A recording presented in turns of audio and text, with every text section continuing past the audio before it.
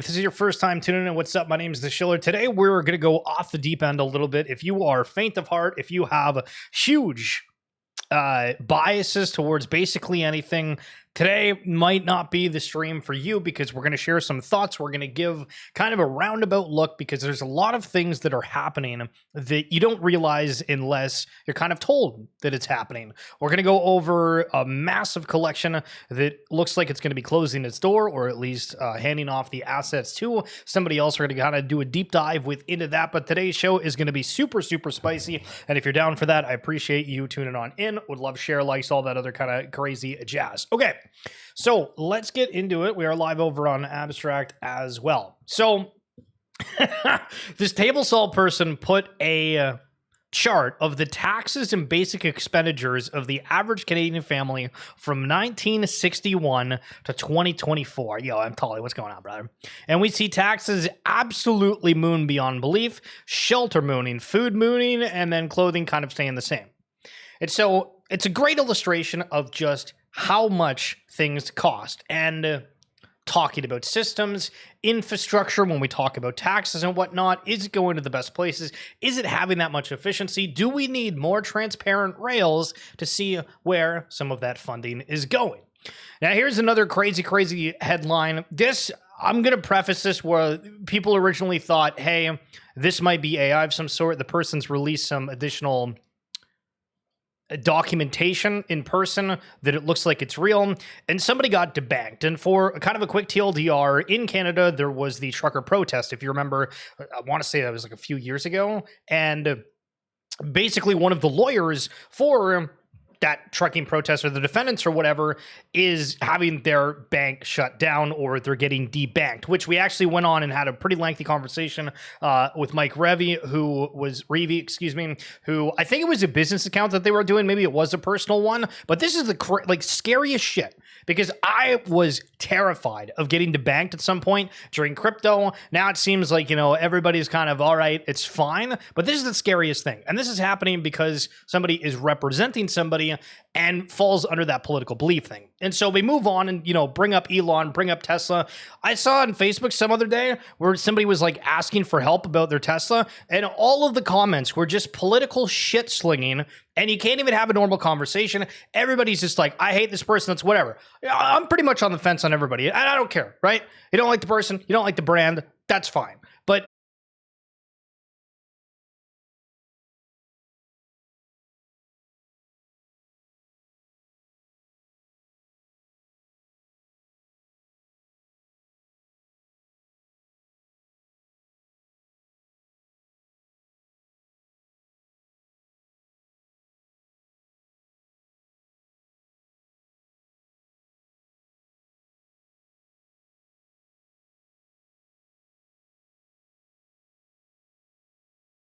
product of Canada. I was at like one of the liquor stores before, and there was a lady that was looking for this drink called Sourpuss. You might be familiar with it, but they have tiny bottles, bigger bottles, whatever. I feel like for the youth, that's like, like a flavorful drink, if you will. And so they asked the attendant there, hey, in the most bitchy way. And I'm like, man, this nice woman is asking for a drink, and you're treating her like a bag of shit because she's asking for a product that might not even know that it's made in the US. It's unreal. I hate it. I can't stand it. Bring on the AI. So, as an example here, this is the funny stuff. We're now supermarkets.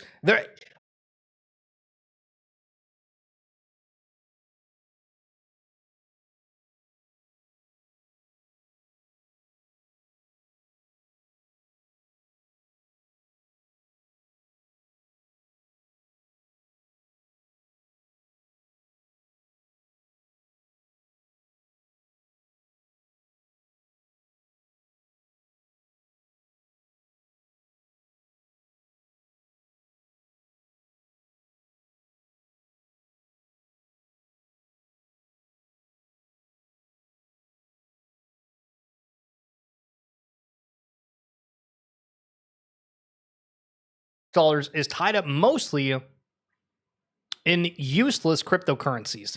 77.8% of people that voted at 18 votes agree with that.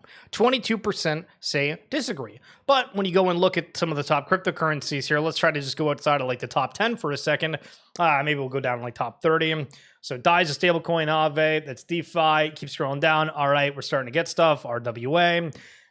Meme coins of sorts. You have the Pengu, Arbitrum, keep going down. WorldCoin, Say. That Say was super weird. It was like at $1 one point, had a huge like grossing NFT ecosystem, and then seemingly like just disappeared for whatever reason. Jupiter, one of the exchanges on Solana.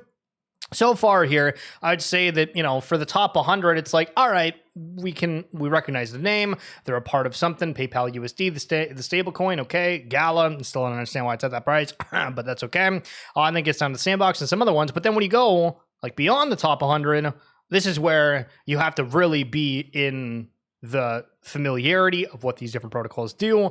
Why are they there? Why are they at the valuations that they do? Can figure it. It was a confusing poll. Wait, was it? Sorry, what was confusing by it? Because my thought with this though is just simply, I think when you look at these, there's a lot of coins that it's like, why is there so much money tied up into something? Is it actually moving? Is there something that's developing? Is it something that people actually want or used, or is it purely on a scale of speculation of sorts? Because again, if you're a new person coming into the space, you're probably going to go down to one of the exchanges, and whatever the exchange has, you're kind of stuck with. So we are a couple of the unique people out there. You know what I mean? We're putting in that extra effort. So Body Anik saying Garga's Wednesday recap, talking about other side and some other things for Redacted, which is, I think, supposed to be something with AI, supposed to reward the core community. No updates yet. Yuga's R&D team has been building something really cool for a while, but it's not ready for prime time. He emphasized how rewarding the core community will be a key part once it launches. And again, this is for Bored Ape Yacht Club. Yo, Roar, what's up? At first glance, I thought it was saying all crypto is useless. Oh, shit. That's not my intention, but Abby Sugar, thank you. Thanks for letting me know. I'll try to be careful with that. The current focus for Garga, shipping other side, strengthening the BAYC brand and Clubhouse, fixing ApeCoin, structuring the ApeCoin or I don't know if that's like the DAO or what. Big Bubbles test, 500 participants. It's coming to other side soon. They're looking at the Ape and BAYC treasure companies.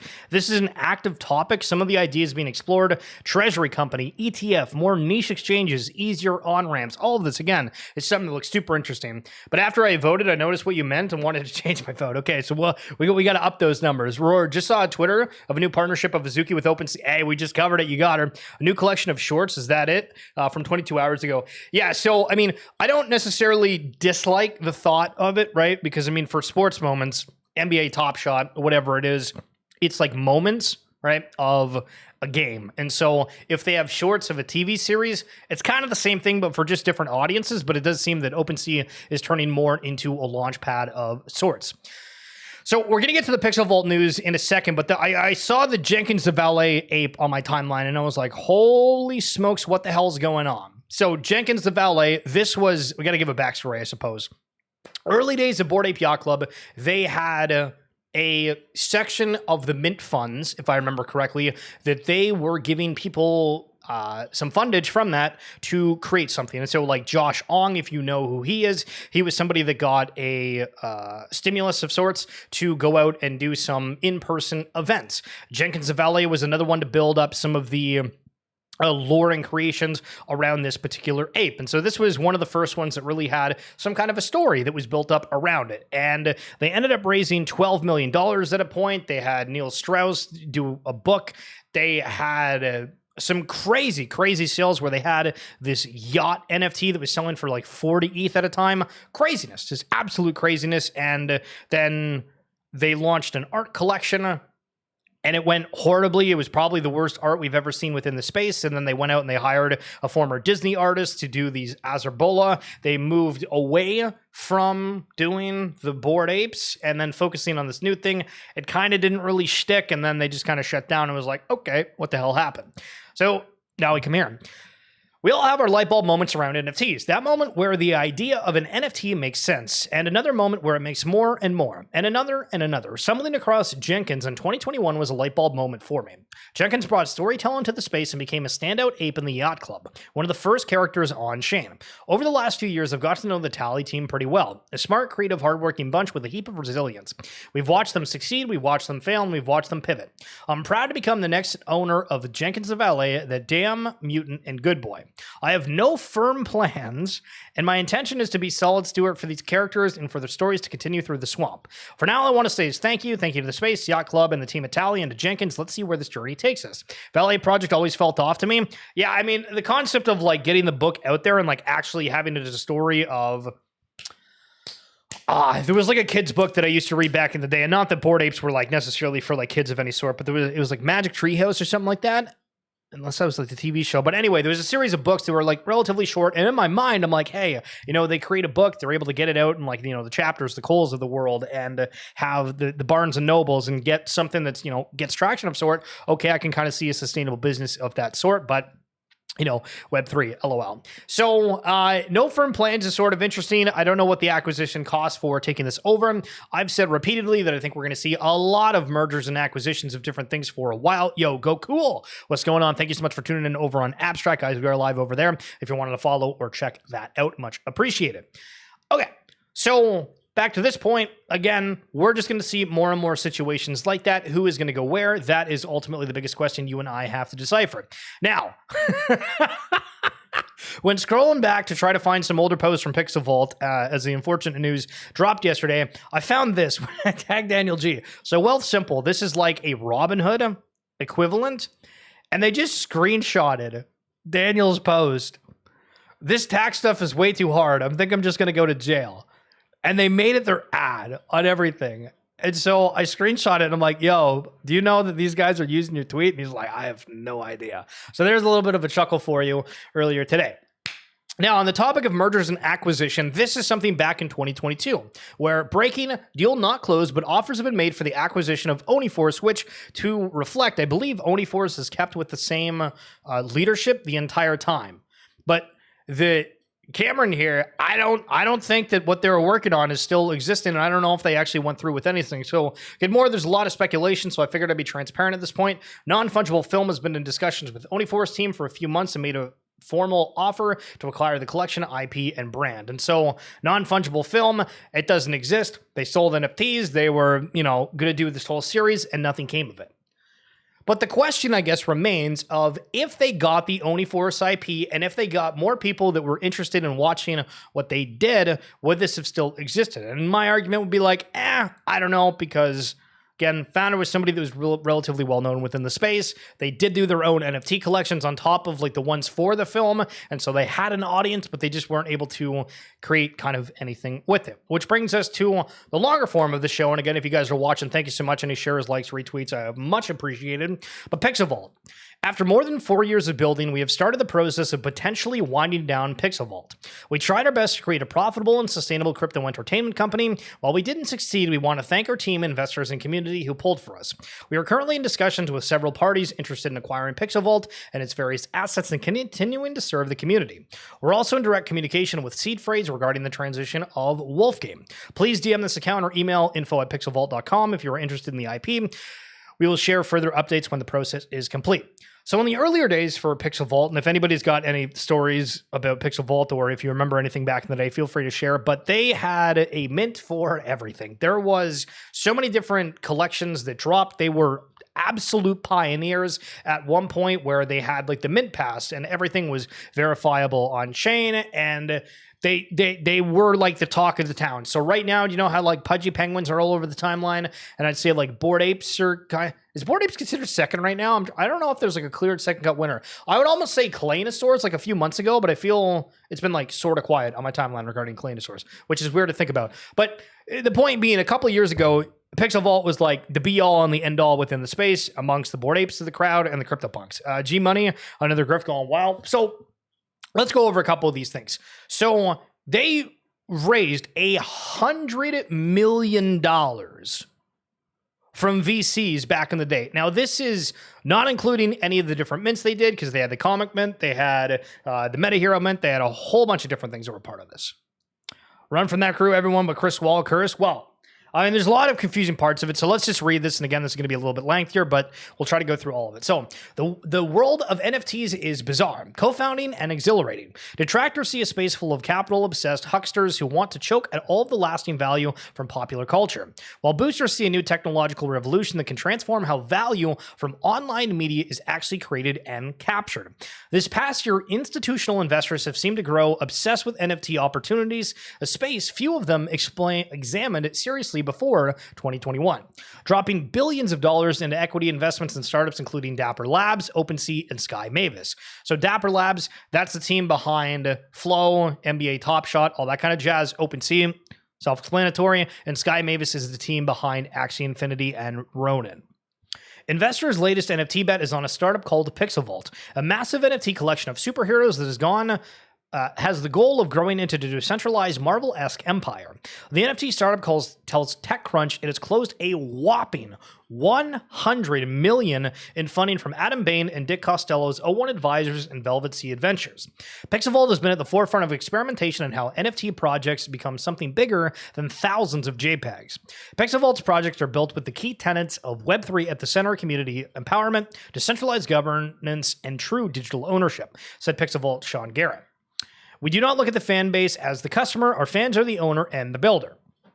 Dozens of comic books, real and digital, that featured characters from the CryptoPunks world. Users had the option of exchanging the comic NFT over a short period for a spot in Pixel Vault Founders DAO.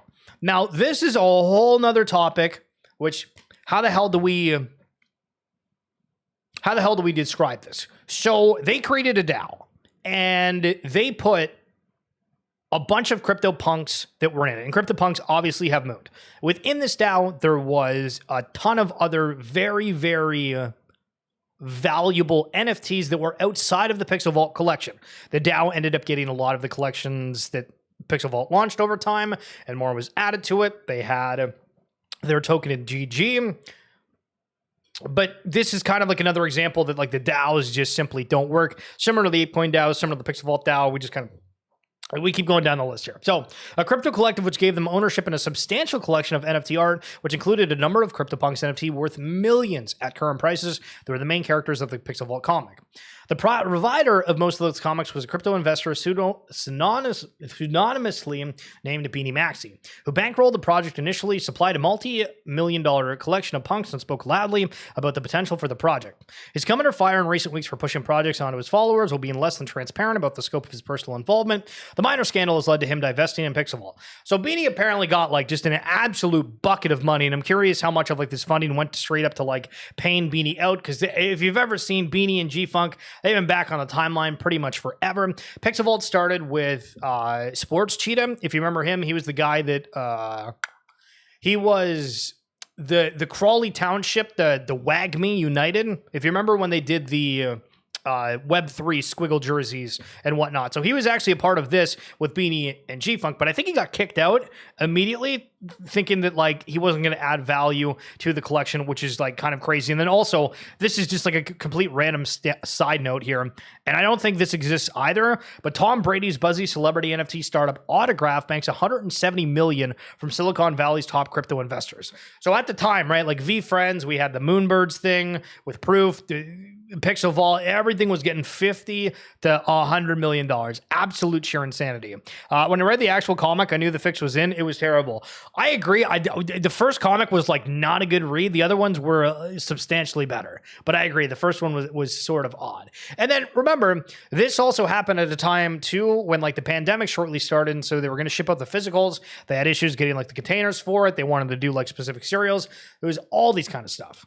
But the thing that doesn't make sense with a lot of this is like, okay, so they got an X amount of money. You look at the stuff that's been like delivered over time, and what's scary, I suppose, is what are the ramifications of this? One, for people that are investing in the space, people are gonna be like, well, I'm not touching that, or they're gonna be needing to have like more due diligence. But then also, how the hell, like, Was it the problem that like there was too many legal fees regarding things? Was it the problem that you were hiring consistently the wrong people, which then goes now and, take whatever collection you're in right now and say, all right, well, I need to go through, whoever the founder is, the people backing it, what's kind of the situation, and then it's going to make everybody ask questions, because essentially Pixelvault within their Discord, they said we're going to make an announcement in a few days. 3 weeks pass, nothing, and then they're like, we're shutting down. So it's going to cause a lot of concerns. So the 100 mil that was raised was on top of them having a bajillion NFT sales. And at one point, the planets was maybe the most egregious thing within Web3. I bought a whole bunch of them. That was a horrible idea. But I mean, planets start at 0.5 ETH. Each one comes with a sidekick mint pass. Okay, that's cool. But 0.5 ETH? You know how much money they brought in simply from this mint on top of the 100 mil and everything else? It's just, I don't understand it. I don't understand it. But let's keep going here and look at some of like the cool things that they did have. So within, what the hell was this one? It was Somnium Space? I'm totally forgetting. Following the week's discussion, I'm finally convinced to add Pixelvault headquarters to the Founders DAO. Yeah, I don't know where the hell this is, but it was kind of cool. We had like these metaverse worlds that people were walking to. I know it might look like sort of cheesy, but at the time we were going around, you could see the fact that they had some of the different artworks from the CryptoPunks, the stuff that was in the DAO itself, the original comic. It was in this world, and there was actually a fair amount of events that happened at these things, and I thought it was cool. Hiring the wrong people is a huge problem in the entire Web3 and Web3 space, especially paying for people to tweet their projects. Yeah, I mean, I think like awareness is good, but the problem is like there's just like a lack of product a lot of the times as well. And so this is a very, very positive memory, and I'm just trying to like educate with this because there's a lot of people that probably aren't going to be around for this time. But Pixelvault decided at one point that they were going to go really, really heavy into trying to create a sports division, which goes back to, all right, anybody that's got like a very big vision, now everybody's going to start questioning things, being like, you're not focused enough, what's going on? So Pixelvault Sports, they had a game that was, at NFT NYC, there was a lot of different events. You had the main event for NFT NYC. You had Ape Fest that had 4 different days that featured like Snoop Dogg, Eminem, a whole bunch of like cool things, right? On top of everything else that was going on within the Web3 land. And so Pixelvault, instead of having something for like all of their holders, they tried to be very, very specific. And this was probably one of the best things that they've ever done. They had like a food crawl at one point. They had meet and greets and like pizza parties at other points. And then they did a New York Yankees game where we were actually able to go and check out the MLB headquarters in New York, which was super cool. Holy shit, security and all that kind of stuff was crazy. And then we got a bus to go to a New York Yankees game, which I thought was awesome. And so here's a photo of that. There's me way back in the day. That's G-Funk there. But the event was awesome. The only thing that was like kind of hysterical about this is we get to the stadium. And I'd also say that when people talk about like passionate sporting events, there's like few times that I would say, man, like the crowd was really into that. At the Yankee Stadium, the crowd was like really into it. It was a very cool atmosphere. So we get up to our seats, right? And you have to walk like this huge, roundabout thing because I think this is like, I don't know if it's like VIP area. I guess so, because I think this is like the 200 level for the Toronto Blue Jays. Anyway, we sit down for like 20 seconds. 2 people get up and they go to get food. And as soon as they leave, like the crew that was running the event was like, hey guys, we're going to like this VIP food area. We're going to get your food and drinks and everything covered for you. So if you're ready, we're going to go now. I'm just like, why don't we just like nudge those people like 5 seconds ago and say, hey, don't leave? Like, so that was hilarious, but it was a walk-off by Aaron Judge.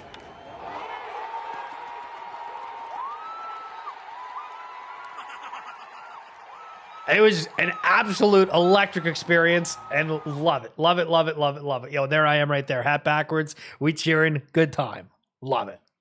Love it. And that was the other thing too, is like, I think the reason one of this happened is because Pixelvault in the earlier days was going out and doing a lot of advertisements within MLB. But the question with that too is like, they had the comics at the time, they had the mint passes, but I don't think it was really ready for any sort of like mass adoption. So you like advertise, hey, Pixel Vault, go check it out. You go check it out. And like, if you're not into NFTs or know how that world works, there wasn't really anything that you were able to do like at the time. And so this is some of the food from New York. We got pizza, we got cheesecake, we got chicken, we got steak, all of the goods. Not bad, not bad. And then at the same time, people, I think Gary Vee was at some event. So there's somebody outside. We started trying to flip t-shirts of his face on it at the event. Absolute just I love it. So we go into some things that haven't exactly worked out to scene where other things absolutely have. And this is the question that we got into of, do we need these legacy brands to come on and have more of an interest within the Web3 landscape? Very potentially. So Doodle lives here. This is pretty cool to see since the Disney Plus partnership and the Genesis Key campaign, which if you haven't seen, Disney Pinnacle advertised that if you have Disney Plus, each month you can get a free capsule for like the NFTs. They don't label it as that. They say digital pins, but that's what it is. Has seen a 6x in unique minters, which is good on-chain proxy for active users. It feels like Pinnacle is starting to hit its stride, and it's only on early access. So look at that. Absolute craziness. We go from around about 2,500 people for new minters all the way up to 16,000. So again, do we need these legacy brands to come back? Or not necessarily come back, but be present in the space. So Might and Magic, you might be familiar with the name. They're trying to do something within the Web3 space. They're doing a trading card game. This gives me instant vibes of sort of what the Gods Unchained looks like. But do we need Ubisoft? Do we need this bigger brand? Do we need people to adopt it? What does it look like? GameSquare Holdings has acquired the iconic cowboy ape from DeFi pioneer. I think his name's Robert Leshner, in a $5.15 million strategic investment. So the question is like, well, hold on a second. So they have 10 million that they're putting towards their NFT like treasury, and they just spent half of it on a single CryptoPunk? Now, apparently, this is like in preferred stock option, so they didn't actually use any of like that 10 mil. They just gave stock for it, so they still have like 10 mil to put into it. But holy smokes. What does that look like? And also in the same breath, if you're going to put $5 million into something, why are you just buying one of them? That's what it said yesterday. I don't understand that. But okay. And the final thing, Justin, Bank of America reports that many banks are preparing to launch crypto stablecoins. But to bring it full circle, do you remember at the beginning of the stream what we... But if something that's a necessity in 2025 says, you can't have internet, you can't have a cell phone, you can't have a bank account because we disagree with you politically, this is where the decentralized conversation comes in. This is where the AI conversation comes in. You just want, I just try to be here, happy, have a good time. But people, holy smokes, things are going to get interesting. I hope you like that. That's it for this. We'll appreciate the hell out of you. Like, shares, any of that stuff. It's been fun. We'll be back tomorrow as per usual. If you wanted more content regarding the RWA space, we do the RWA Segments podcast. Links in the YouTube description down below or on my bio on X. Whole bunch of absolute banger series. Scroll through it, read some of it, see which ones you want to hear. Some of it you're going to be like, Some of it you're going to be like, that's cool. And that's the cool thing about 2025. Everybody's got a niche and everybody's got something to cover that niche. That's it. Heavy Sugar, Roar, Rich Buddy, M. Tolly. Catch you tomorrow. Peace.